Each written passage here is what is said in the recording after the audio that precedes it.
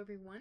Today is January 9th, and it's the third podcast that I'm recording.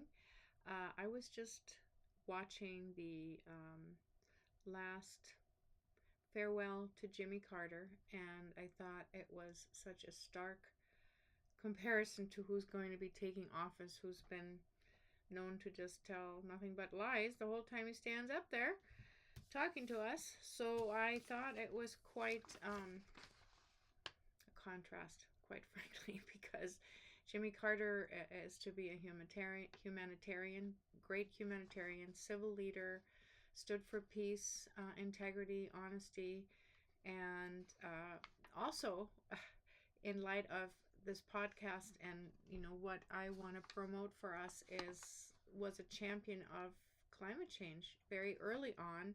In fact, in 1977, he had a fireside talk in the White House, roaring fire behind him. It was probably not automated yet like they are now. And he talked to us people to let us know that we should be keeping our thermostats lower and be keeping them at 65 during the day and 55 at night. I have to say that I am guilty because mine are usually at 68 to 70, and I do turn them down at night, every night. I do turn them down when I leave extended periods of times, during the day or night if I leave my home. The other thing he did is in 1979, he installed solar panels on the White House, which were promptly dismantled by the Reagan administration. What kind of a message is that? Like, let's just hide this? They knew back in the late 70s, mid 70s to early 80s that we are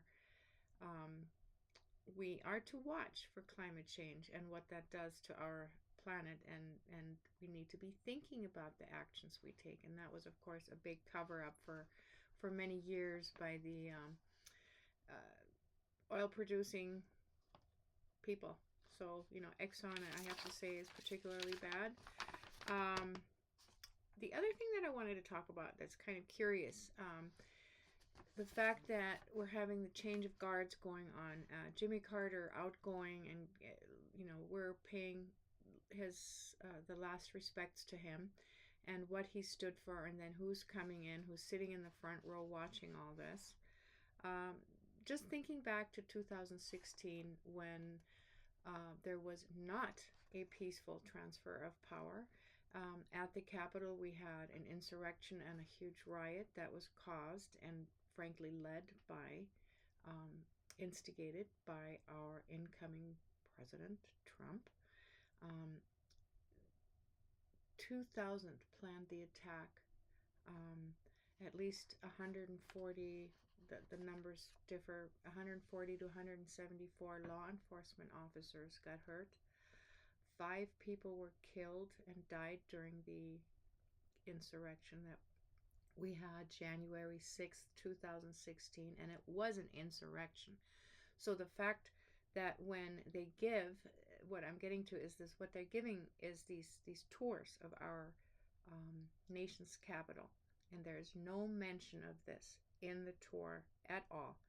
Now, these are 2 million people that come and learn about our country and take the tour of the Capitol, and it is vitally important that we stick to the truth and that we stick to history as it occurred. And to not mention it at all is really disservice to the country and to the people. So I hope that that is going to be changed quickly. So now, coming in closing to my introduction here for the day, I would like to now play a clip that first aired on CBS Mornings on January 7th. And it is the head, or one of the heads of the Eurasian Institute, speaking about the relationships that are being formed between the European and the Asian countries currently. And it's very interesting because we're seeing an uptick in right-wing and conservative and autocratic type of leadership coming in. And what does that mean in the state of our world that we have right now? So let me just go ahead and insert that clip right here.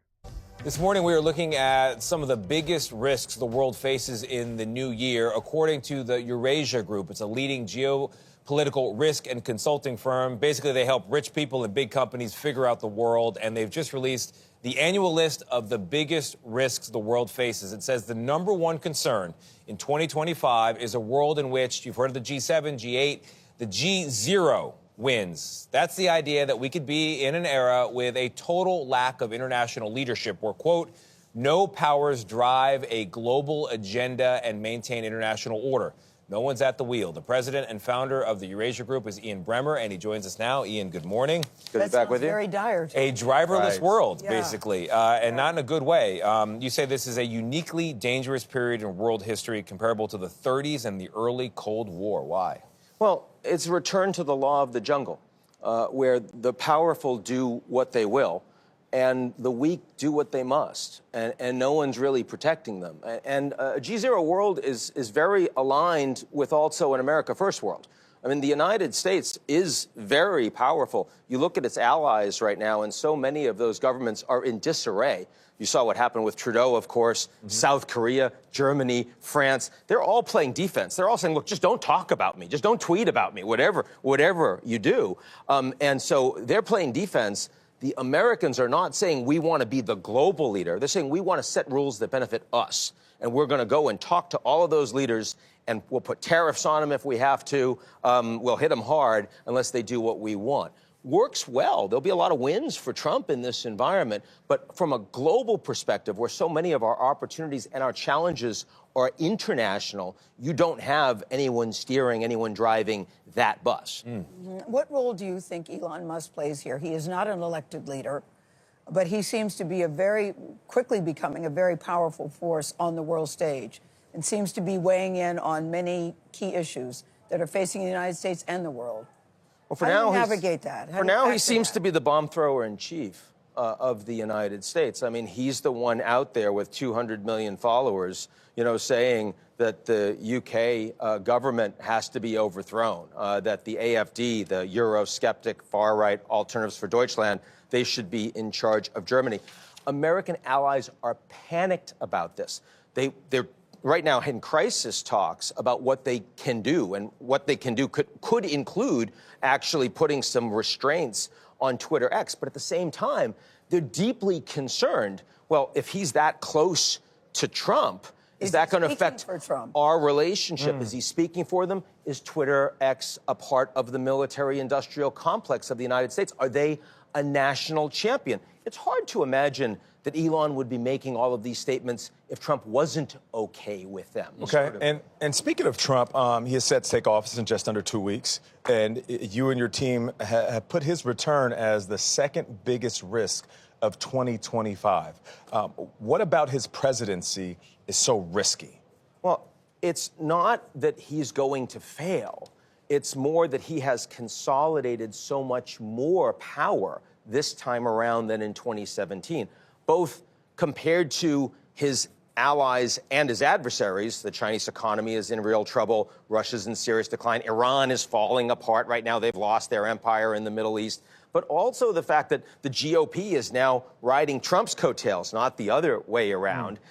All of the people around him are directly loyal to Trump. So if you've got a problem with what Trump is saying, you don't get to go to the Secretary of State or go to the head of the USTR and say, hey, let's work this out. It's Trump way so or you're the saying highway. It's less about him failing and more about him succeeding in his agendas. Oh, yeah. I mean, the tariffs he says he's going to put on, I think he's going to put them on. Washington Post had this leak yesterday morning saying, oh, they're not going to be that tough. He immediately posted over the top and said, no, I'm going to go ahead with what I said. He's going to take 1 million, illegals out of the United States, deport them in the first year.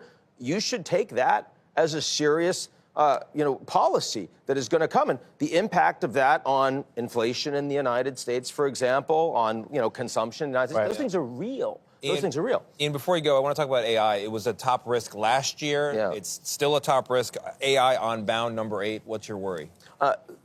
AI is a fantastic technology, and I'm really excited about what it means for human capital and industrial innovation, but we are not regulating it in a way that is keeping up with the innovation. In fact, last year, the UK wanted to plant their flag in AI by saying we're going to have an AI safety summit. This year, it is now being rebranded as an AI action summit because they're worried that, they need to get to be a part of the game. Yeah. Trump is going to undo the Biden executive order on AI. And so, do you think we're going to have an AI arms race between the U.S. and China, like we did with the Soviets and the nukes in the early Cold War? We're also going to see bad actors using some of these AI models in ways that we're not comfortable with. A lot to We follow. appreciate you, man. Thank you so much for joining us. See you guys.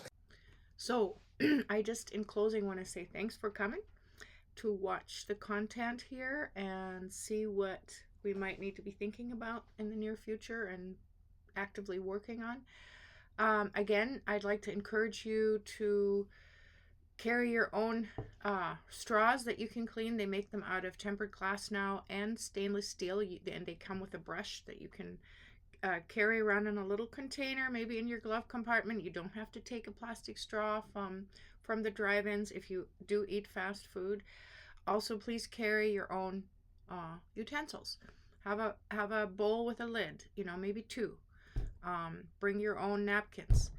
This is easy stuff, and it's just about breaking the old habits, because everybody can do this. It's not going to cost you anything extra, and it will really make a difference the more of us that, sign on to these type of practices. Again, I want to say the Flathead Lakers will have their third Friday of every month Climate Cafe coming up from 9 to 11, and that will be at 110 Main Street, Suite B. It's kind of around back. You gotta go, when you drive up, you'll see a Mexican restaurant about street level, and there are some steps that lead down, and if you go down those steps and hang a left, you'll see the entrance, which has a beautiful view to the lake/river coming in there, the Flathead River. The other organization, or should I say the other entity, their sovereign entity, are, of course, our tribal people here. Our Salish Kootenai Confederated Tribes are doing so much for our lake and the cleanliness of our environment. They are big partners in this, and they've gotten actually the go-ahead to continue to inspect vessels that go in and out of our lake. Every vessel, and that means canoes, kayaks, non-motorized vessels, all of them need to be inspected before they can enter our lake. And so anyway, and that's to, of course, deter any kind of issues with zebra or quagga mussel growing. So, all right, well, I remain your hostess, Kim Beatrice Schmidt, on Express It Here, which the goal is to have this podcast for you every Thursday by 3 p.m. Mountain Standard Time. And thank you for watching, and I hope to hear from you, and I hope to see you. So be well, do well, and until next time, goodbye.